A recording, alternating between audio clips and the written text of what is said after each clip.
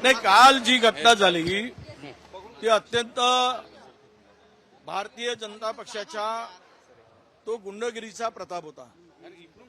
ते राहुल गांधींना घाबरवण्यासाठी, राहुल गांधींचा कार्यक्रम होऊ नये, काँग्रेसच्या कार्यकर्ते युथ काँग्रेसला घाबरवण्यासाठी, अरे राहुल आणि हा कार्यक्रमाला गालबोट लावण्यासाठी त्यांनी हे रचलेलं षडयंत्र होतं। ज्या कॉलेजमध्ये, गव्हर्नमेंट इंजिनिअरिंग कॉलेजमध्ये ज्या मुलींनी आपले प्रश्न मांडलेत आणि राहुल गांधींच्या कार्यक्रमाला येण्याची इच्छा व्यक्त केली, 2 वर्षापासून स्कॉलरशिप मिळत नाही आहे त्यांना, त्यामुळं त्या मुलींच्या शिक्षणातील अडचणी मांडल्यानंतर याचा सगळा व्हिडिओ प्रसार त्या सोशल मीडियावर आला। हे बघून एबीव्हीपीचे काही गुंड तिथे गेलेत आणि त्या मुलींना कोंडून तिच्यावर दबाव आणून तिला स्टेटमेंट करायला लावलं। मी सगळ्या प्रसार माध्यमांना सांगतो, पहिला व्हिडिओ तुमच्याकडे असेल, ती दबावात बोलत होती, ती किती स्वच्छंदपणे स्वेच्छेनं बोलत होती, तो पहिला व्हिडिओ पाहिल्यानंतर लक्षात येईल। आणि दुसरा व्हिडिओ पाहिल्यानंतर या मुलांनी, एबीव्हीपीच्या कार्यकर्त्यांनी जो केलेला तो पाहिल्यानंतर तो दबावात होता की नाही हे दिसून पडेल। केवळ या कार्यक्रमाला अडचणी व्हाव्यात आणि मला कळत नाही की त्या मुलींनी, या देशामध्ये लोकशाही आहे, बोलण्याचं स्वातंत्र्य आहे, व्यक्त होण्याचं स्वातंत्र्य आहे, समस्या मांडण्याचं स्वातंत्र्य आहे, एवढी भीती का वाटावी यांना? का भीतीपोटी त्या मुलींना त्यांनी टार्चर केलं आणि डांबून ठेवल्यानंतर आमच्या कार्यकर्त्यांना माहीत झाल्यामुळे तिला प्रोटेक्शनसाठी, प्रोटेक्ट करायसाठी गेलेत। पोलिसांच्याकडे मागणी केली की त्या एबीव्हीपीच्या कार्यकर्त्यावर गुन्हे दाखल करा। हे चुकीचं होत आहे। त्या मुलींना डांबून ठेवलंय, ती मुलगी रडते आहे, तिच्या भावानी फोन केला आम्हाला, तोही पण आमच्याकडे एव्हिडन्स आहे की माझ्या बहिणीला डांबून ठेवून तिला जबरदस्तीनं तिच्याकडून स्टेटमेंट घेतलं जात आहे, तो व्हिडिओ बनवला जात आहे। अशा प्रकारच्या भावना सुद्धा त्या भावानी व्यक्त केल्यानंतर काही कार्यकर्ते तिथे गेलेत।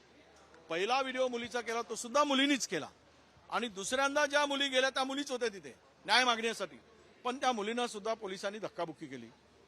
महिला पोलीस नव्हत्या आणि त्या तिथला डीवायएसपी किंवा हे होतं, त्यांनी सुद्धा आमच्या तिथल्या मुलांना मारहाण केली, त्यामध्ये जखमी झालेत। ही सगळी घटना माहीत झाल्यावर मी गेलो तिथे आणि मी शांत करून या सगळ्यांना तिथून बाहेर काढायचा प्रयत्न केला।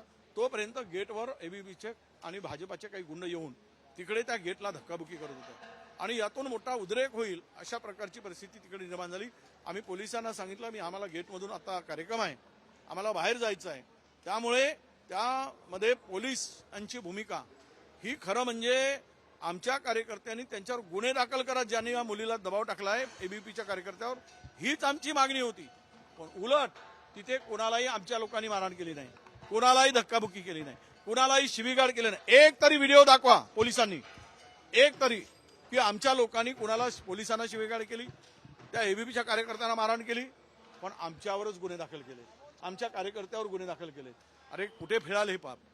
हे जे इतका सत्तेचा दुरुपयोग चाललाय, सत्तेची मस्ती चालली आहे आणि पोलिसांचा वापर करून विरोधकांना आवाज दाबण्याचं जे काम चाललं आहे, मला वाटतं ठीक आहे, आम्ही न्यायालयात लढू, किती काळ तुम्ही आमचा आवाज दाबणार, पण सत्य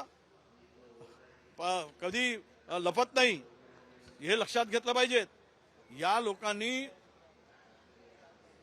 जो प्रकार तिथे केला तो घाबरून, राहुलजी येत आहेत त्यामुळे यांच्या पायाखालची वाळू घसरल्यामुळं युथ ज्या पद्धतीनं राहुलजीशी कनेक्ट होत आहे, राहुलजी युवकांचे, विद्यार्थ्यांचे प्रश्न घेऊन या देशात उभे झालेत, हा जो पूर्ण जेनजी हा राहुलजीच्या पाठीमागे जात असताना यांना भीती वाटली, यांना राहुलजींची भीती वाटत आहे, त्यामुळे त्यांनी हा प्रकार घडवून आणला असा आमचा स्पष्ट आरोप आहे। आयोजन करण्यात आलेलं आहे भाजपकडून, बरोबर त्याच वेळेला संध्याकाळी।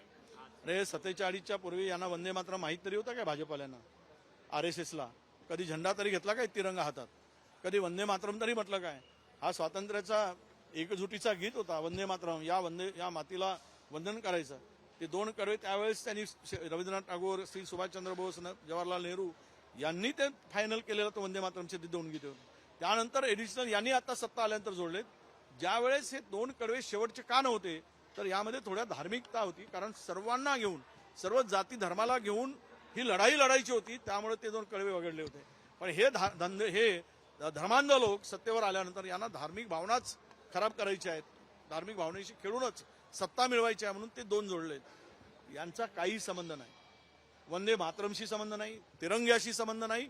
आता हे ज्यावेळेस देश स्वतंत्र होत होता त्यावेळेस ही मंडळी इंग्रजांच्या पाठीमागं होती, इंग्रजांच्या बरोबर होती.